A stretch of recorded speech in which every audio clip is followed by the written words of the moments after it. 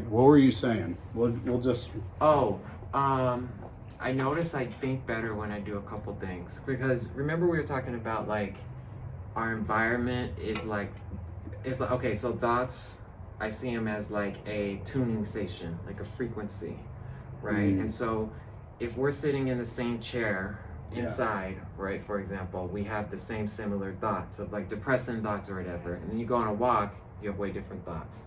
So one thing I noticed walking out here when I walk in new areas is I have completely different thoughts, or I just have no thoughts, like no compulsive thoughts, which is interesting. But I feel like I channel higher, this is pretty hippie, I channel higher vibrational thoughts when I do certain things to my physiological system. So for example, like the foods I eat and stuff like that helps, because my energy is higher, and I feel like you need higher energy for higher vibration. It's probably a big discovery for Sleep Labs. Okay, so you can let me know if this is like kind of maybe obvious. No, it's not obvious for me. It's still like, it's hard to figure out, even with Save Your Sleep, like what that tuning is. Okay, yeah. It's just easier to look for it if you have Save Your Sleep. Right, okay. But it's still not obvious. Yeah, okay. Because I noticed that like so the way my spine is when I sit, like that matters. I notice my breathing, where my breathing is, if it's fast or slow, it matters depending on what I want to channel. Like, I mean not the word channel like the channelers, but like which station to tune into. Yeah. Because if I'm play processing, I like my breathing kind of high, but if I'm trying to get in more depth, then I like my breathing really slow and like relaxed. Yeah. You know. So anyways, I play around with the physiology and environments for and just even weirder stuff, dude. This is super single observery, but like the way I cross my legs, I feel like I have different tuning based on little things like that. What should I be doing right now, bro? Bro, you know a good one? Well, so I notice if I sit like this, I have more, you could probably see it in my posture, but I have more accuracy, right? All right, well, that's what we want. Okay, yeah. So I'll cross like this a little bit. I used to make fun of my twin for sitting like this. I'm like, how the heck does he freaking sit like that, dude? Because I would always sit like this, and he'd always sit like this, and I thought it was so feminine and funny. But then I was like... It looks fun, I think. Yeah, I started noticing, I'm like, I think different when I do that. Well, let's cheers to you being here, bro. Yeah, First buddy. off, thank you for supporting me and for being in my life and coming to see me. Yeah, dude. You've been really good energy in my life, so I'm thankful for you. And I just thought we would talk about how we met, because it's relevant to what this channel is all about. Yeah. So, right. You know, we oddly enough were married to the same exact type. Actually, out of 2048. Yeah, out of 2048 types. That's pretty wild. We were married to the exact same type, not the exact same girl. Yeah. But yeah, so, 2048 types, that's crazy. Yeah, but I felt like we clicked pretty early on. Like I was definitely drawn to you early on and really enjoyed our conversation, but we didn't really connect a lot until probably a couple years after that, working through our own stuff. And, you know, it's been cool to support each other, and in the context of those relationships, just to have a lot of the same realizations about type and our experience and how much it can help us. Totally, man. Yeah, thank you for that, man. And gosh, man, I appreciate you, man, because you've been really really helpful for learning the types, and you've been seeing so many things that I don't see with the typing stuff. It's been really cool, man. Yeah, I'm excited for your channel and for your work, man, honestly. Yeah, that's gonna be good. But yeah, we have learned a lot, and you've tasted the rainbow quite a bit, you know, in a good way. So you got more, well, because so once we cracked the codes of types, I've only dated like a serious relationship, like two, my ex-wife and one more from after knowing type. So so I haven't had as much in-depth experience, you know, in that sense. Yeah. But Yeah, yeah. What's your thoughts? Well, I think you have the intuition, so that helps you. It's Right.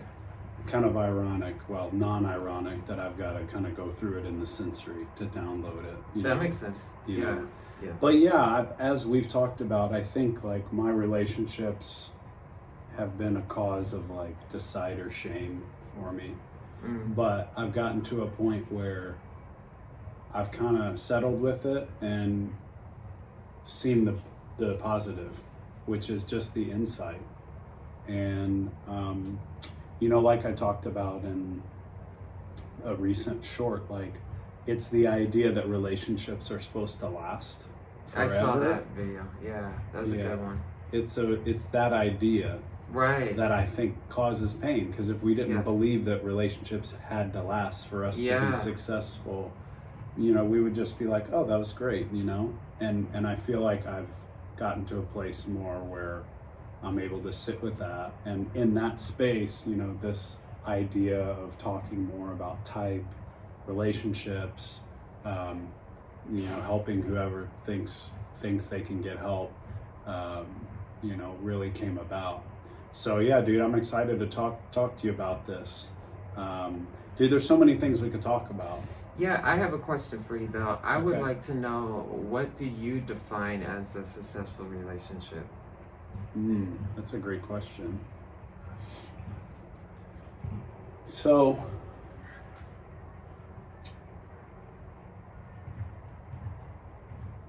I think success obviously is relative to lots Yeah. of different things, but I think a successful relationship is one.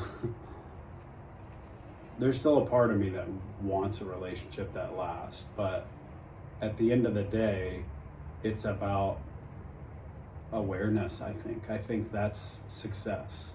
I think relationships bring us a ton of awareness no matter what the outcome is. So every relationship actually is successful. Right. And do you mean self-awareness or social awareness or both?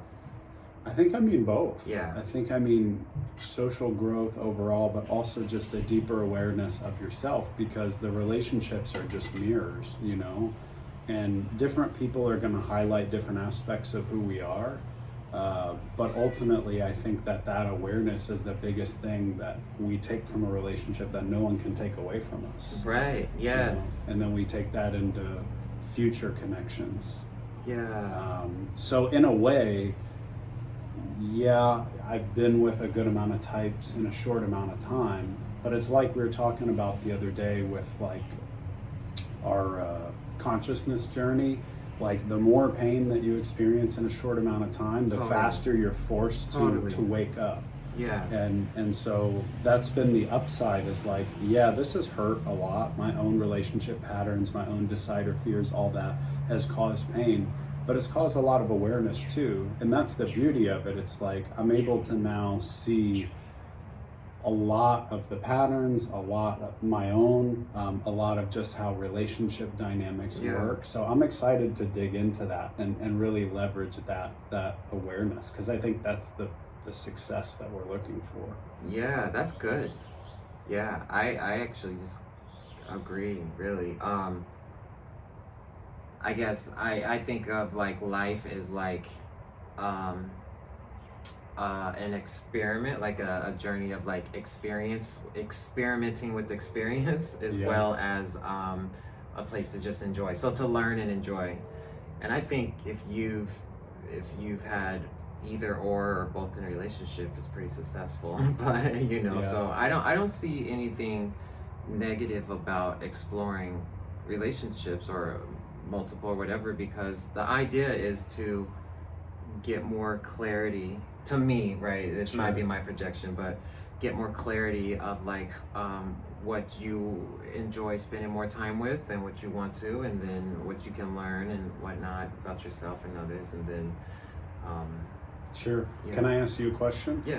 So I know that my experience around relationships like is highly colored by being a decider. Yeah.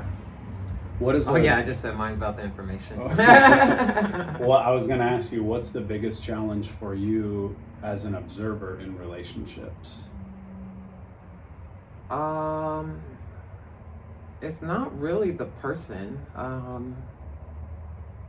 That would make sense. Yeah, it's not the person. It would be maybe like, whoa. Where we at, bro? We in Compton. Dude, you didn't tell me you're bringing your surprise. Dude, this video is gonna get canceled. So yeah, I would say it would be things like communication or something like that would be probably like just having a hard time understand. I guess it depends on the relationship though. Like in a relationship I had with like a single decider, we were speaking different languages because things that I would say that I didn't have any intent behind being personal or anything like that. Like she could take personal, and then it's just miscommunication from misunderstanding. And that's why I think the personality awareness, that sounds like a cannon. Dude, these sounds never happen until we turn on the recording.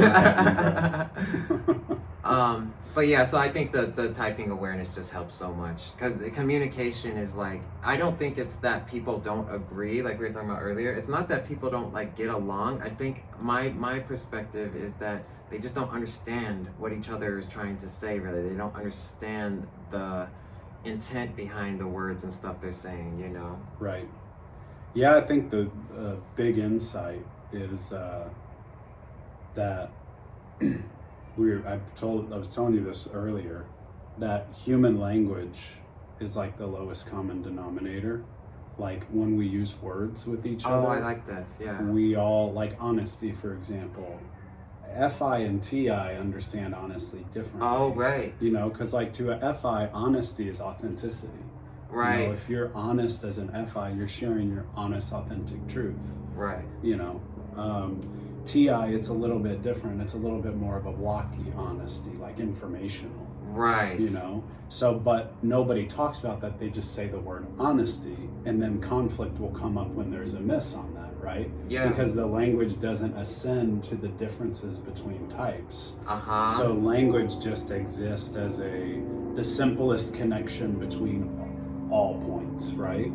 And so the reason objective personality has been so powerful is it's a more specific conceptual language for human behavior, right? Yeah. So it gives us awareness of what other people are experiencing that human language and concepts just don't naturally do.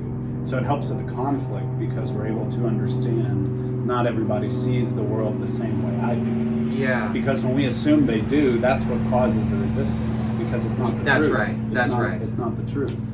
I think you worded it like, how did you word it where you were saying like words or like concepts or whatever, all that's like down here, but then like speaking from functions or whatever is up here. How did you word that? I just said that language is the lowest common denominator and something like objective personality is the highest common denominator, because it's making space for multiple perspectives and not assuming that everybody experiences things similarly. Because I think that's where we get in trouble in relationships. We're seeking safety, and we want other people to see the world like we do. And so when we get in a conflict, we're realizing that they don't. Yeah, They don't see it like us. And it triggers our safety, our survival and safety. Right. And so then we get into an argument because we're trying to resolve that. Because now we're all of a sudden aware and focused on them not being where we wanted them to be or where we think they should be. It's all shoulds. Yeah, that's right. Right? Right. So it's interesting because at the end of the day, if you do inquiry, like Byron Katie talks about, and you do away with all shoulds, yeah, you could technically be in a relationship with anyone. Yeah. You know, like hypothetically. Yeah, in theory, yeah. But the problem is, and what I plan to talk about a lot on this channel, like we're not there. Like I'm not there where I want to be, and also we're all wired a little bit differently to our nervous system is going to be more sensitive to certain things than others. And so to me, finding a relationship at this point is about peace.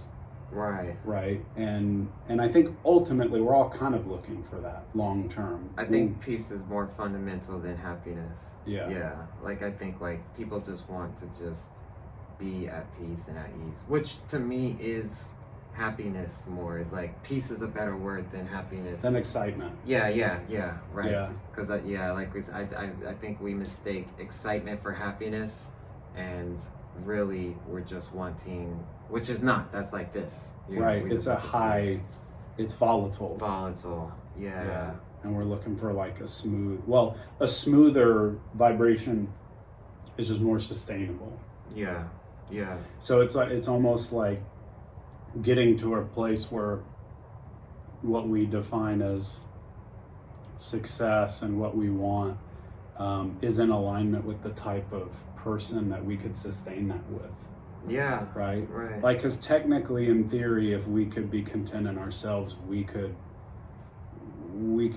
like, be with anybody. But the problem is there are always going to be different nervous system responses. Now, if you could be mindful enough, you could make space for that. But we're still human at the end of the day. You want to know a funny story? Is one of my last relationships, I was interested in two girls, and I remember like when it was time to like pick one, I said, okay, well this one's really easy to get along with, and it could be very fun. Because to me, it's like you're in life, you're either having fun, enjoying it, or you're learning, right? It's like one of those two.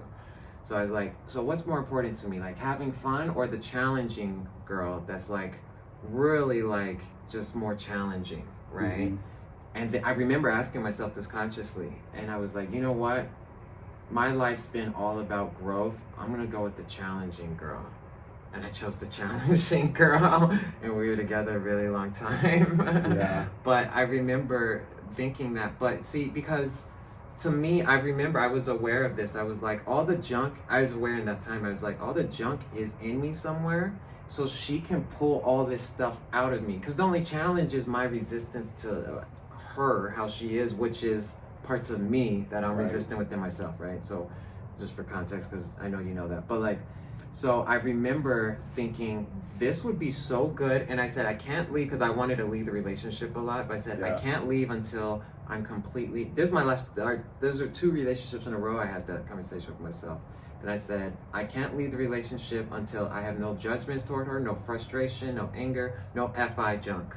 You know, I was like, until my FI is clean, and when I think of them, it's smooth, authentic, it's honest. It's not like any resistance or tension in there. Yeah. Or like, you know, they kind of annoy me here, they wish they. I knew I needed to work through all of that. So I think like we could choose. Like, what do you want? Where are you at in life, and how much energy do you have to throw into that kind of stuff? And well, it's even interesting to hear you talk about like your rationale. You're working through the pathway. And I'm working through the decider piece, which to me makes a lot more sense, like, right? But it makes sense. But it's just interesting to hear us saying our functions through like what we ultimately want, right? Because what void do I leave in the world with my TI is FE harmony. Oh, right. So there is this unconscious desire to have someone do that for me, like to maintain the harmony, right? Because my nervous system gets real messed up by a lack of harmony. And I didn't realize that when I was younger, because I was so in on the TI. But the older I've gotten, the more I've realized how important that FE is, and that I can't even do the TI for long if I'm not doing the FE. Right. So it's like as I've grown, that's what I've craved, is just more peace. But it's just funny to hear you talk out like the pathway. I never really thought about that. God dang like, it, I've got to get. I know I've got to get this out now, because I'm gonna have to get it out at some point anyway. So why not go through it? Whereas, like, dude, as a savior masculine SC, I'm just like, oh, here I go. Like, I don't know what's gonna happen. Yeah. Because I guess I was even like planning the abstract pain, right? Like in a weird way. I was like, I know that this is going to be more crazy roller coaster. you Yeah. know, because the other girl, if I would have chose her, I know it would have been peaceful, and I was like, I feel like I'm too young for that right now, because I had enough energy to start working out through the craziness and all the dude. junk.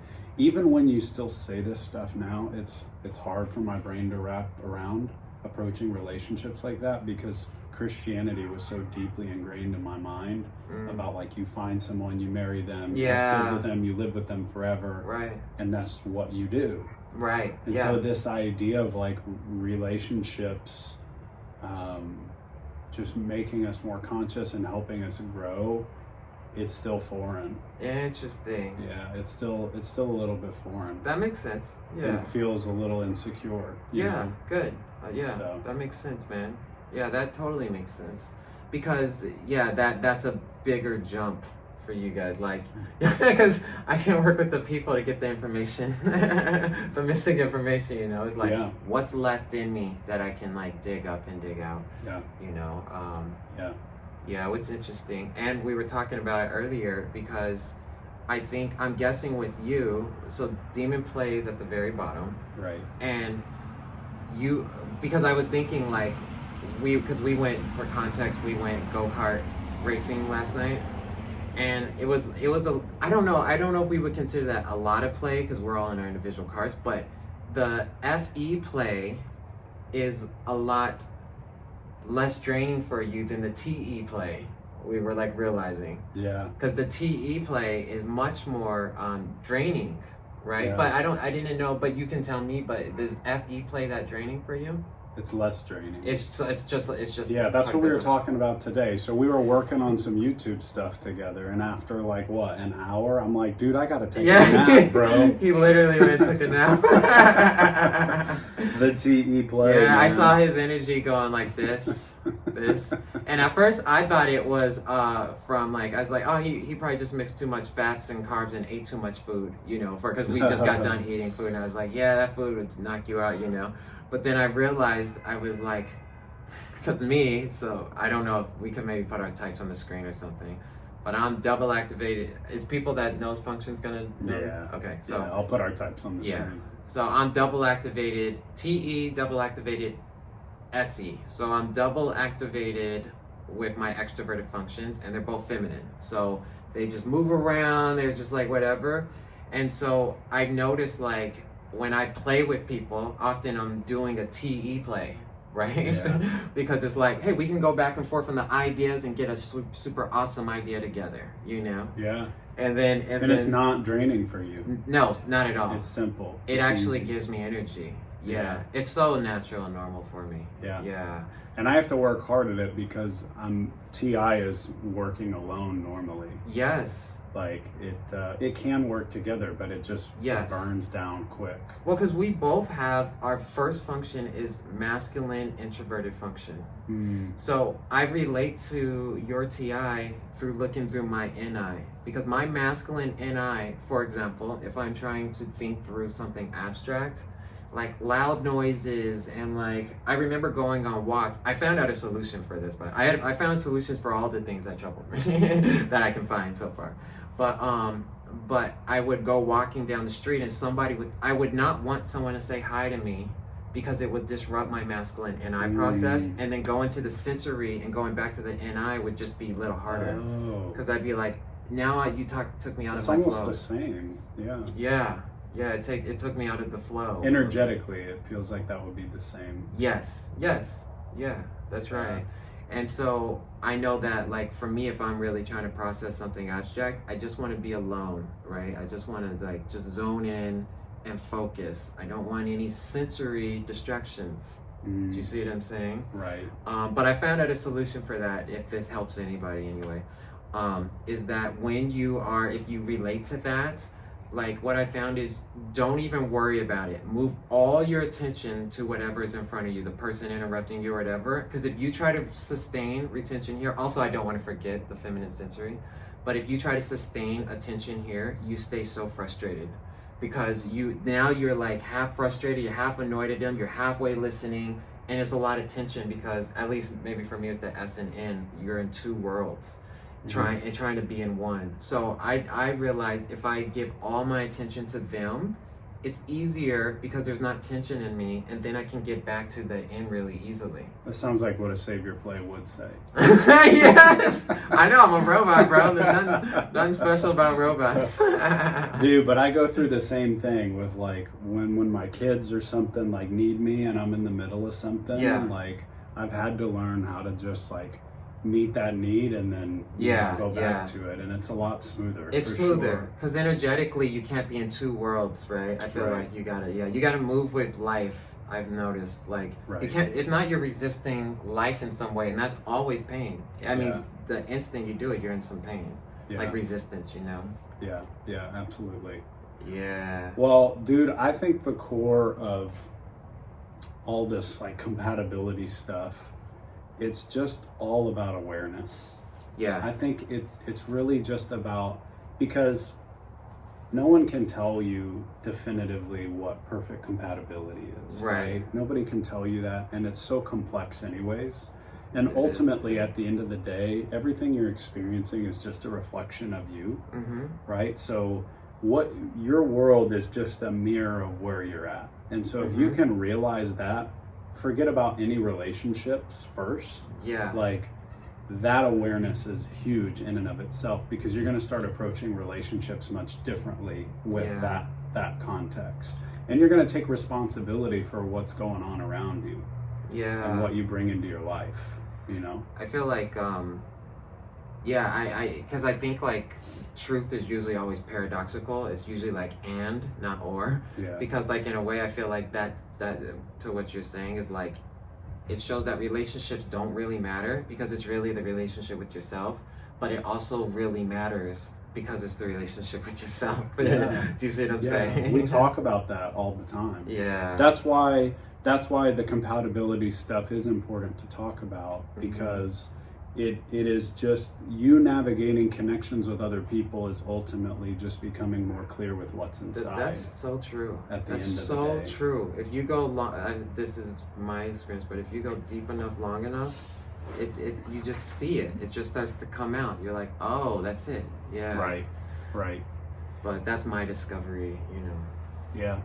Yeah. So, like, there's no perfect type or anything, but there are certainly connections that are going to feel different to you. Yes. Because they're going to unlock different parts of you that you can sit in for longer. Yeah. And I think that's how I think about it at this point. And I think it's like, I think to this, you can let me know your thoughts, but I think it's a lot of like where you are like at that time in your life, right? Because like, I know like, the relationship I'm in now, like that would have been so hard because we speak different languages. That would have been so hard like a few years ago or something, for example, right? But now, because I don't need anything from her, right? So one, I'm not seeking security from her, and I'm not seeking happiness from her. It actually makes it pretty chill, you know? But there is like communication things where I'm like, we are both speaking about two completely different things a lot. You know, we're in different worlds, but if we're both good in our own world, it's really okay, right? You know, and this is coming from my functions and stuff, I'm sure, but like, you know, I've noticed that that's cool, but I also think like it just depends on what you want and where you are. I feel like, you know, like, because sometimes it's nice to like have the natural easy flow, like, right? Sometimes it's nice to have the opposite, so you get the challenges and the fire, right? And then sometimes it's nice to just have a healthy balance. It took me so long to get a healthy, balanced relationship, dude, because I wasn't healthy and balanced within me. Right? I could not be with the girl that I'm with now if, I guarantee you, she would never, vibrationally, she just wouldn't connect with me or be interested in me if I was close to in the same spot I was previously. Yeah, I think something that was hard for me to accept emotionally was the idea that for so long I believed I could get something from someone else that I wasn't giving to myself. That's right, But the truth is, you can't. The truth is, you're just going to reflect back wherever you are with yourself. which makes you more content in yourself because you let go of this idea that you're going to get something magical from outside of you. That relieves so much pressure for them and you. Yeah. But then you can actually enjoy them, and you actually 100%. do get something from them at that point, because it's not from a state of need. Yeah. It's from a state of fulfillment, and so then you're just reflecting that back to yourself. That's right. But once we get into relationships, a lot of times we fall asleep to that. Yeah, good. And we start expecting something. Yeah. You know, our expectations kind of change. You know, Why do you think that happens? Yeah, I was just gonna say I have a thought on why I think that happens. I think it happens for two reasons.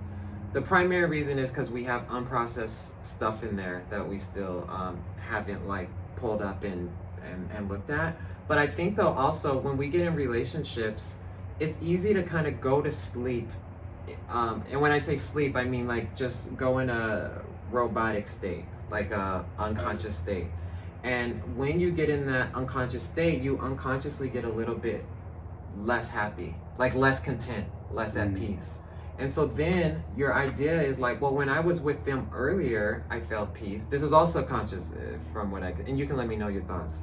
So it's like when I was with them at the beginning, I was always feeling happy, content, and peaceful. And then now I'm feeling a lot less of that. So what are they doing wrong? Like, why aren't they making me happy anymore? Because we've unconsciously made them we misunderstood what was making us happy and in the beginning of the relationship. Yeah. We thought it was them that did it. So now we're blaming them for not doing it. Dude, and that's the challenge, is our brain is perpetually doing that. Yeah. It is constantly, it misses the fact that we were happy before that thing happened, but it wants to connect the happiness to them for a sense of security. Yeah, it's a misdiagnosis.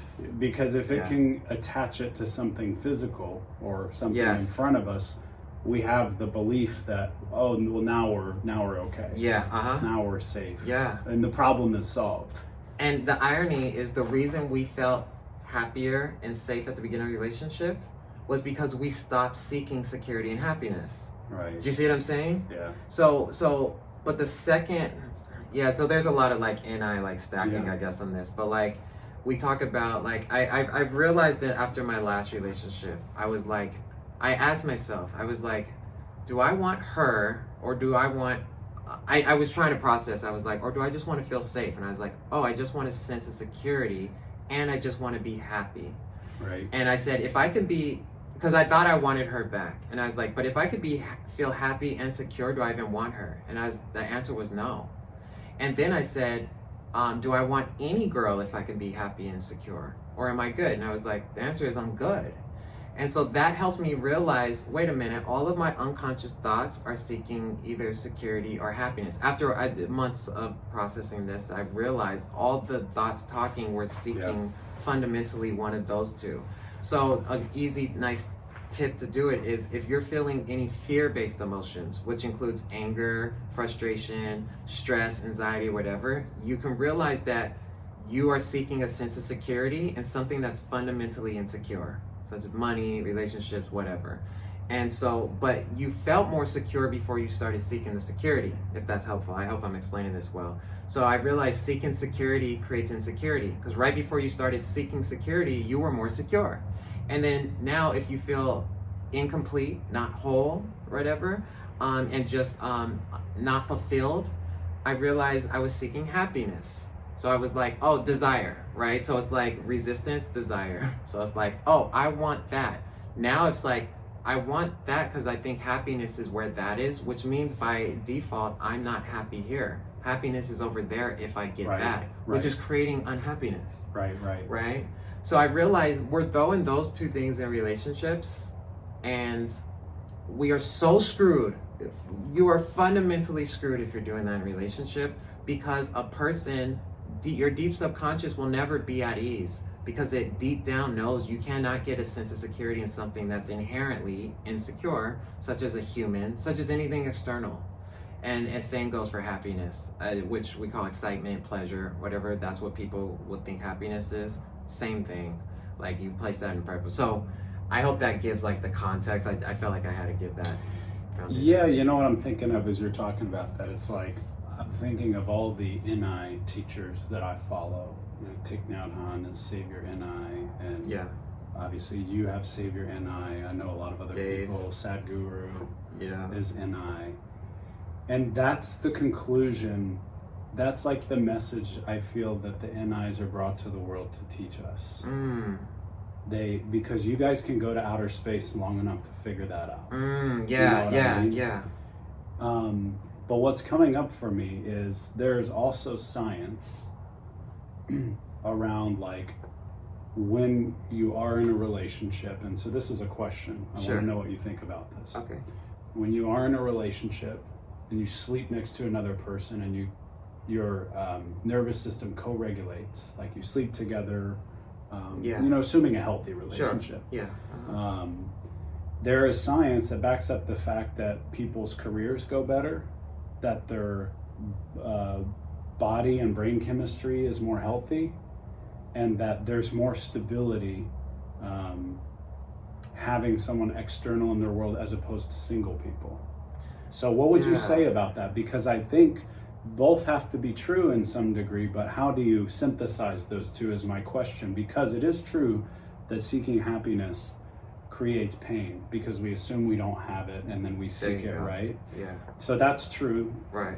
Right? But then what about just the basic science of just health around having a partner that seems to be pretty proven scientifically, like when you have someone in your life, like, and it doesn't even have to be an intimate relationship, like when you have a friend to go to, you're more healthy.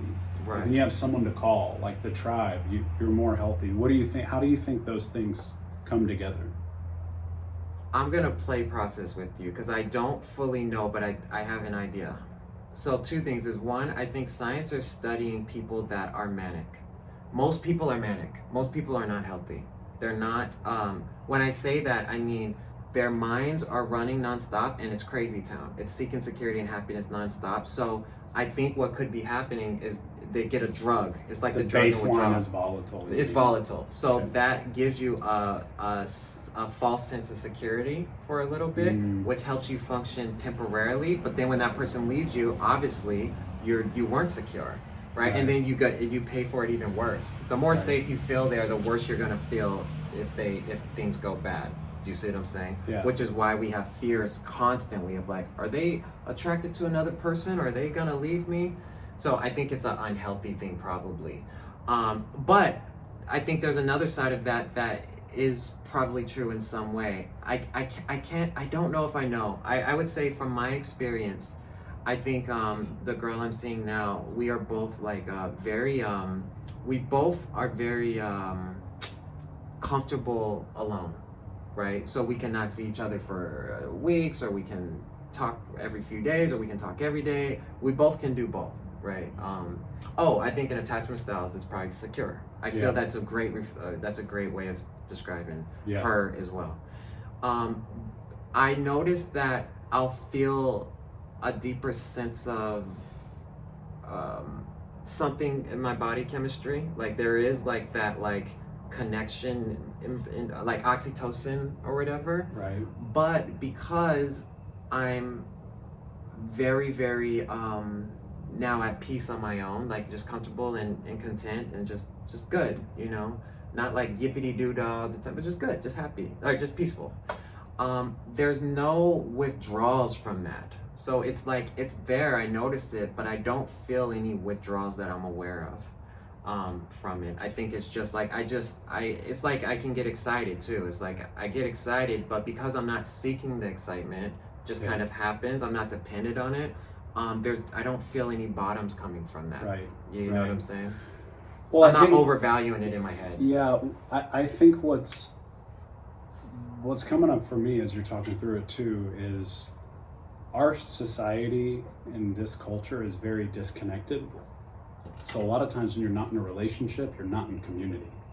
Yeah. Right? And I think biologically there is evidence that being in a community leads to longer life. Totally. It's like we're designed to be communal creatures. Yeah. Right? So I think one of the problems in our society is we use our intimate relationships to meet a lot of those needs. Yeah, that's a great catch. Because the culture doesn't make space for it. You know what I'm saying? That's true. Because normally, like back in the day, like even 100 years ago, 200 years ago, your parents helped watch your kids, and your grandparents helped watch your kids, and everybody was always together. Yeah. And your spouse wasn't expected to meet all your needs. That's right. We're Like trying to get them all met through one person. Yeah. Yeah. And so, in a way, it would make sense with that context of, well, of course, people's chemistry is more balanced when they're living with somebody because they're not alone. So I think that's a good one. I think maybe it's less about being in an intimate relationship and more about the state of our culture, like that's stressing us out. Yeah, and you know, you just made me think about something. I do think that there's, because you can be at peace if your mind's like good and balanced, and like when I say balance, I mean naturally balanced. You're not balancing it, you just pulled up enough of the junk so it's not fluctuating all day, it's just chill. But like I think like when we're good and balanced, like we can be okay with discomfort and stuff like that. But there is something for the physical body that responds, that lights up. I notice it within myself. Like there's something that lights up when I'm in a connection with people, or especially an intimate relationship. Right. There's something that the body really might need, or I don't know if needs the right word, but maybe it might need it. But there is something to that, I guess, is my point. Yeah, maybe, you know, I've always thought of it as like because we're in a dissociated state in our egos. Yeah. We're not integrated with the universe. You know what I mean? Like we are dissociated. We are captive to our functions. You know what I mean? Like, and they define our egos. It makes sense that we are seeking wholeness through other people sometimes. 100%, because I'll just say it really briefly. The two reasons that we're seeking security and happiness is because this is getting hippie, but we're imagining that we are separate individuals. If you are a separate individual, of course you're going to have to feel a sense of fear, because now you feel vulnerable to be distracted. Right. And then the second thing, of course, you're going to feel incomplete, because if you are the whole and you're imagining yourself as a part, of course you're going to feel incomplete, because you think you're only these two functions or whatever. Yeah. But really, we're all the functions. We're just using them to different streams. Yeah. So like we still have SI, we still both have FE. Right. We're just using them in different proportions for the whole. Yeah, so that way the whole ecosystem, I picture it this way, the whole ecosystem of life functions in a communal way. Yeah. Well, it makes sense with that context why we would be drawn to certain people at different times on our journeys. Yes. You know what I mean? Totally, right? Because when we're in a different relationship with our ego, a different relationship would serve a much different purpose. And we'll attract that different relationship based on where we're at. Right. Yeah. So, well, I don't think there's a perfect answer to, like, again, a perfect relationship. Like, I don't think it's about that. I don't either. And I don't even think that,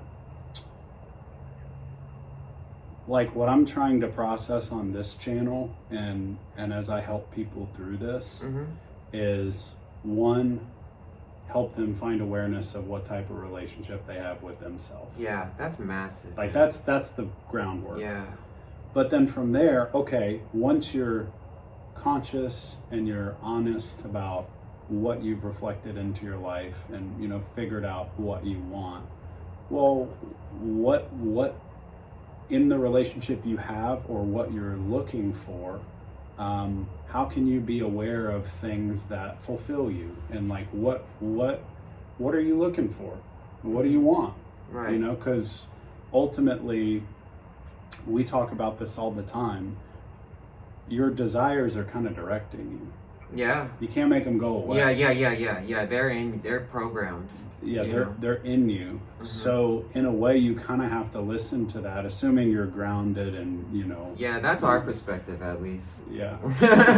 This may not be, everybody might not see it that way, but I think I don't see a way around it. personally. What do you do with that desire? Yeah, you can't just like suppress and reject. You're giving more energy to it, and it's building up tension within yourself. Well, desires are almost, I feel like, so my belief is I think desires direct you, but I ultimately think your ego directs you too, right? Because there are cognitively things you can do that I can't do, bro. Yeah. And I can never do. Yeah, same. Can never do, you know? Uh-huh. And so, like, the universe creates those spaces for you to fill that will add value to the expansion of the universe. Yeah, I think that's the fun of the game. Yeah. Do you see what I'm saying? It's like, hey, you get some Pokemon cards that do this. I get some cards that do this. I don't know why I said Pokemon cards, but we all get different tools. But I think that the confusion comes when we think we are the tool we're using. If I think I am NITE and not understanding it's the tool I'm using to navigate in the world, I have to suffer and get defensive if by the threats of the sensory or the threats of the well, it's another duality. You are, but you're not. Yeah, I know. It depends on the vantage point you're talking about. Yeah, but I think it is healthy to see.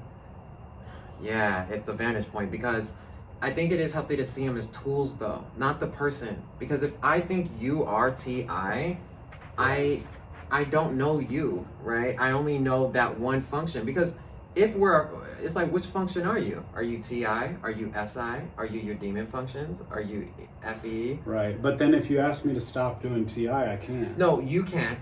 But right, yeah, exactly. The tool, yeah, that's true. This is where it gets a little. This is where it gets fuzzy. It gets fuzzy. But it's fun to talk about this because this gets into free will and like what does life actually want from us? That's why I'm interested in it.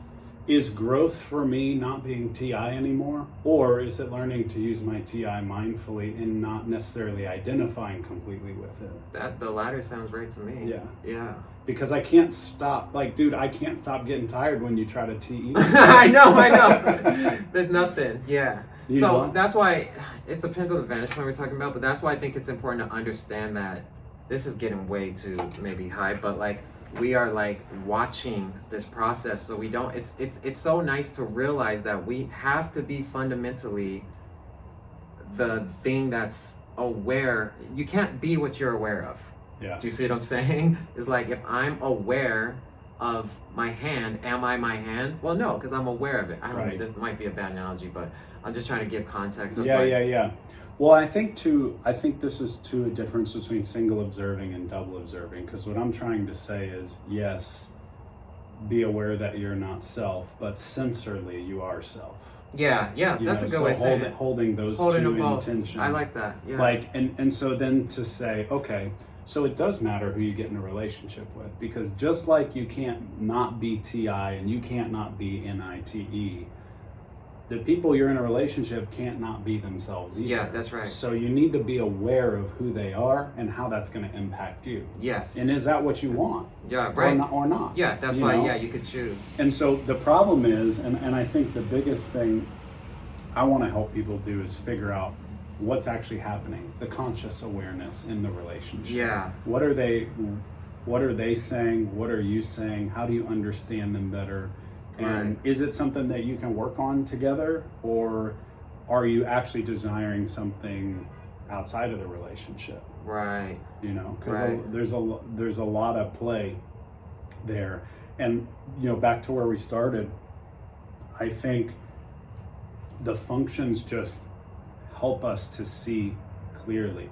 Like, because I know for you and I in our conversations, it's so seamless to be like, dude, you're doing, like, even today, imagine if we were friends and we didn't have that and you got your feelings hurt because well, you're a double decider. I get the point. But we wouldn't have the language. You'd be like, what the F, bro? Why you gotta go lay in your room? I was having fun. Right? But it's not personal. Right. Because I think what ops helps That's what us I was do, implying about the tool. Yeah. Do you see what I'm trying to say? Yeah. That's where I'm going. That's where I was implying. That's where I'm going. Yeah. So ops kind of takes us into our higher self, because we start to see that it's the tools that we're using. It's not us. And once we see it from that vantage point, ops makes our relationships less personal, Yeah. And we're able to just be more at peace. Totally, dude, right? Because like using a screwdriver where you need a hammer, right? So for example, let's say TE is a hammer, but your tool you're using is just a screwdriver. Of course you're gonna get, there's a bad analogy maybe, but of course you're gonna get tired using a screwdriver when it really kind of needs a hammer. Right. You said that's your tool setup. That's what you have for tools, right? Yeah. And then vice versa. Yeah, so it's like you need to be aware of what you're working with. Yeah, that's right. Like that's a simple way to put it. Like, yeah. Because why make it harder on yourself than you got to? Yeah. You know? But a lot of times I think we get into connections that are more difficult just as a reflection of where we're at. 100%, dude. And that's the issue. Yeah, I still think there's a level of possibly, I don't know the answer to this, but I think there's a level of still like compatibility with on some level needed for a relationship to, I don't know, like, so because I do sometimes, I'm like, I in theory, like I can be with anyone if I'm not resisting them, like anybody can, right? They're not resisting them, but then that's in theory. But I think like in practical like levels, like maybe more down to earth. Yeah. I don't know, because I just don't know. I can't double observe my way to this, but I still think that depending on where you are, it just depends on where you are, bro. You know, I think, but it is easier to communicate with people who share the same language as you. You see what I'm saying? Yeah. It's less stressful. It's just less energy wastage, you know? Like if you're trying to over-explain everything, every sentence, it's a lot of wasted energy, which may not be practical for you at that time. Right. Yeah, that's good. Well, I think that's a good place to kind of stop. Yeah. I feel like it's obviously, it's an abstract like thing to talk about, relationships and compatibility, but I feel like at the end of the day, it's about wherever you're at, and it's really just about being aware of what you're doing, and personality is just a great tool for that. There's obviously other tools, but it's a great tool. To me, it's probably the most potent tool I found, I would say. There's a couple good things. There's like love languages, attachment theory, you know, but I don't know if anything gets to the nook and cranny, you know, to the of dynamics. Yeah. Nothing explains, and psychology really isn't talking about I know, which is bizarre to me. It's not. Well, but psychology is looking at Myers-Briggs and Enneagram and self-tests. Yeah, so that's bunk. You know, because it is understandably so, and so they're going toward what they can, you know, duplicate in the lab, with the the Gottman studies and that sort of stuff. So do you want to leave them with anything that, this may be like, don't worry if you don't have an answer for it, whatever, but with anything that you see where different types miss each other, and or a personal experience of like where people is some common you see with a lot of people. I know that's very abstract, but maybe take something. No, that's good. That's a good place to finish. And I'm going to talk more about this in some of the future videos, but I think probably the most important awareness to have about your dynamics with anybody you're in a more intimate relationship is probably the modalities. That I'm convinced that I like that. I'm convinced that that's what creates the most tension, the most resistance, or the most flow in a connection. And can you give a really brief so the modalities are just the sexuals of each function, so whether you're masculine or feminine.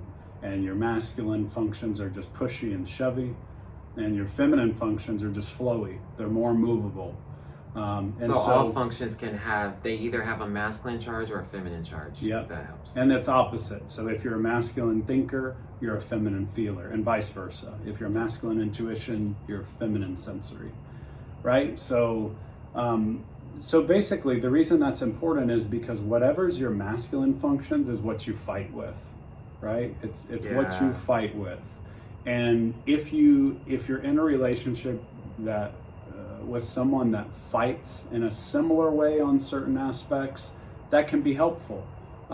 If you're in a relationship with someone that's different than you, that can also be helpful. But I think one of the insights that I've had, at least so far, and this is something I'm excited to dive more into, and we're seeming to see this, is that the masculine feelers seem to get along better with the masculine feelers. Yeah, romantically for sure. Romantically. Yeah. At least there's more harmony, it seems. Totally. It seems that there's more understanding between punching on the feelings together. Yeah.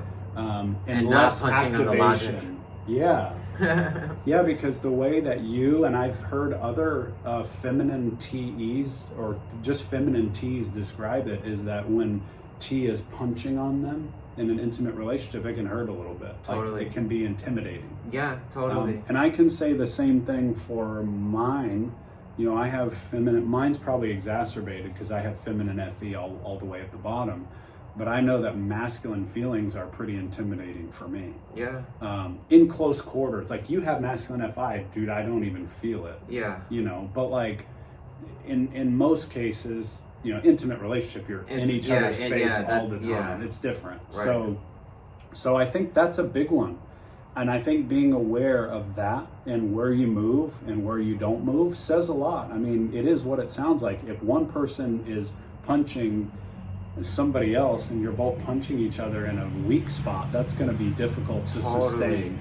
Yeah, right. So I think that's a big one. That is. think, and I look forward to diving more into that. But that's a practical example of how this typology stuff can really help you. Is if you're with someone who's immovable emotions and yours are flow, you're just not going to understand what they're doing or why they're doing it, and it can be pretty difficult for your nervous system to make sense of that. So that's one example. I think that's good enough for now. That's a good one. Yeah.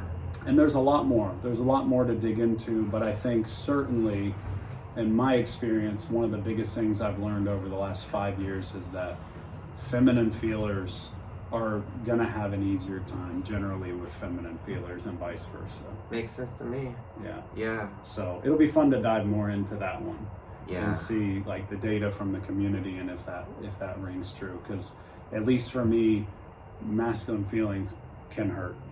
Yeah. They hurt worse than masculine. Oddly, thinking. it's the weirdest thing is like masculine TE is like punching me in the face. It feels like I'm like, dang, calm down. Yeah. You know, even like my little nephew, he's like 11 with masculine TE, but he's punchy, man. Dude. You know, he's just like, Dude, a masculine T, I mean, sometimes it doesn't feel good, but it doesn't scare me. Yeah, right. You know? Because you got that masculine TI solid there. And that's like my masculine FI solid there. Yeah, so I'm confident to fight, you know? Yeah, that's it's like right. we've got the same boxing gloves. Yeah, you know? So, right. Yeah, that's a big one. That's a big one. I think the modalities are one of the most valuable discoveries of ops, you know, because I think they say so much about how you show up in the world. So I think that's a good example to finish with. I do too. Well, I'm super stoked to start seeing the channel. I'll be watching all the videos behind the scenes a little bit, you know, but I know this channel is going to be fire, guys. For those who care about this kind of stuff, it's either for you or not, but if you care, it's going to be really good, because I'm telling you, Russ has some crazy deep good insights on relationships and functions. Thanks, dude. Really. Well, thanks for coming to see me, and thanks for talking through this. I look forward to processing more with you and to processing more with you guys. So thanks for tuning in. We'll see you soon. See you guys. And actually, before you stop, one other thing I want to talk about real quick, if you can. We could just keep us, we do it separate. Okay. But also, I want us to talk through K1 racing yesterday and functions, because Russ is Danica Patrick over here just murking us, dude. So we had two of us were like intuitives, and with masculine intuition, so feminine sensory, right? I'm one of them, right? And then Russ and his boy are masculine sensory saviors, double observers. Me and him were both single observers. So interesting. Yeah. Right? I saw the terror in his eyes. We'll just call him E, whatever. I saw the terror in his eyes. Russ is like, this is what he does for a full-time job. Like, right, so he's smoking us. But dude, like, so the go-kart guys, these go like what, 50 miles an hour? Yeah, almost 50. Yeah, so about 50 miles an hour. And on a small little track, so there's not a lot of room. Russ has no fear ramming you over. Dude, I do it skillfully. I didn't ram anybody. No, I just, you didn't. push you out. You just had like, to me, is like so much confidence in the. To me, seeing this is just like, dang, because you had like, but you were like very like. I felt like you were just comfortable. You knew what you were doing, but you had all this confidence on the road. Oh, you're SC last. Yeah, this I know. Is so impressive to me. Yes. That's like me being impressed by your double decide. Yeah, yeah. Like, how do you do the feeling thing? Yeah, because I'm thinking the S and N too, because it's like things would be like coming, but he wouldn't. Whoa. Dude. But yeah, there you go. That's Russ on the freaking track. But like things would be like coming or whatever, and like because when you get hit on those, it's pretty hard. It's not like a gentle tap. It's not like bumper cars. No. It's like you get hit, man. It's hard. Yeah, and so it was weird to see him and his boy that were both like, double observing masculine at Century guys. They were just dominating the track. It was crazy. And then me and the other guy, I didn't feel like fear like that, as far as I know.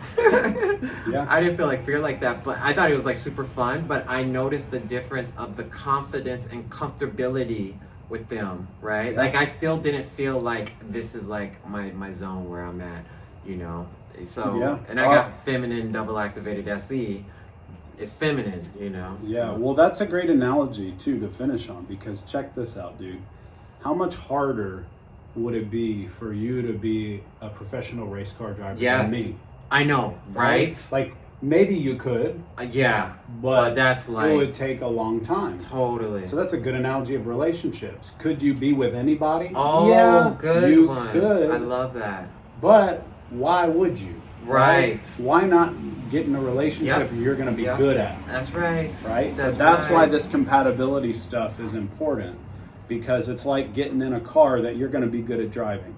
Why would you want to get in a car or do an activity that is going to be harder? You might want to do it for a little while. Yeah. But then ultimately, long term, it's going to be harder to sustain that. Very hard to sustain, a lot of energy drain. Yeah. Like I couldn't I was getting like motion sickness. My body is not really built for that kind of thing either. Like you got like some thick like legs on you and stuff, These fuckers.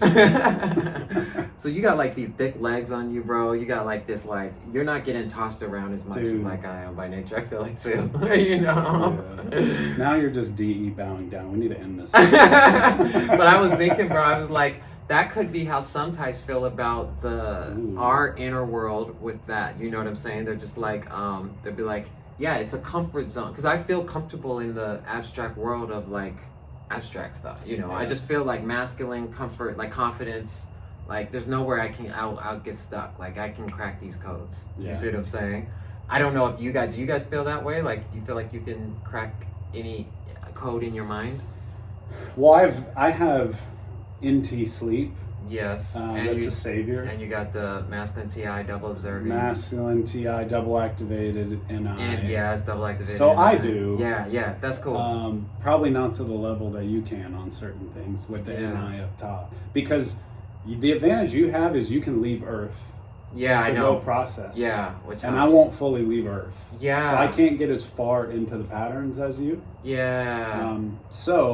But everything has a cost, right? Yeah, that's right. Because then you got to bring it back to connect it to Earth. Right. Do you see? Which takes some processing. Yeah. And that takes a little bit. Yeah. That takes some energy. But I have noticed like people that are masculine sensory, like a lot of them will like smoke weed and stuff and like do edibles and like just like things that really can take you out of here. And like a lot of intuitives will get too paranoid. But I noticed the masculine sensory saviors, they stay grounded in reality almost no matter how far they go in theory. You see what we I'm have saying? to, because we have to come right back. Yeah. We'll grab a concept, but then we got to take it right back and ground it in the sensory. Yeah, so have you noticed that with people who like smoke weed or whatever, or like do like psychedelics or whatever, is like, I feel like masculine sensory, like they don't get so, because you know, like people freak out, have bad trips, and get paranoid and stuff. I'm sure everybody has that, but I'm saying like I feel like masculine sensory still stays a bit more put to planet Earth than intuitive. Well, actually, because I'm masculine sensory, I think I'm more likely to have bad trips because it's You feel stressful out of for the- me. It's stressful for me to be out of control. Yeah. Like Other sensory. yeah, with edibles and that type of stuff. Right. Okay. So it's I stay yeah. away from it in most cases. Yeah, for sure. Yeah, makes sense. So, Cool. Yeah, I just thought that story is fun because fun and funny because Yeah. we noticed a lot of things, man. dude, but we all have savior friends, so it was fun. Like none of us cared. No, yeah. So you and Adam are number 4s. Me and JP Yeah. are number 2s. Yeah. So we're just like, dude, we're just having a good time. And Adam's like the nicest guy. Like Yeah. I mean, they're all nice. Everybody's nice, you know. Yeah. But Adam was like, he felt so bad when he hit me with the race car. It's so fun. Yeah, man. that was So really fun. freaking fun. I felt like, to me, it felt extremely like, you know, and I'm like, this is some freaking fun adventure, boy. I was like, Dude, it was awesome. yeah, It was awesome. Yeah. Dude, thanks for coming on and talking to me, man. Yeah, man. Yeah, of course. I'm excited to see you keep going on the channel. Yeah. People are they have no idea that how much gold they're gonna stumble upon. Because we were talking about the internet needs more content that's well thought out and good depth of things like this. And we haven't found one channel that that connects the functions with relationships and awareness and things like that. Yeah. Personality types and stuff. We haven't found that. So. Yeah. Well, hopefully more people will do it. I'm sure they will over time, but it's Yeah. it's exciting to Yeah. be a part of it. So thanks for coming on, dude. Of course, my dude. Peace out. See you guys.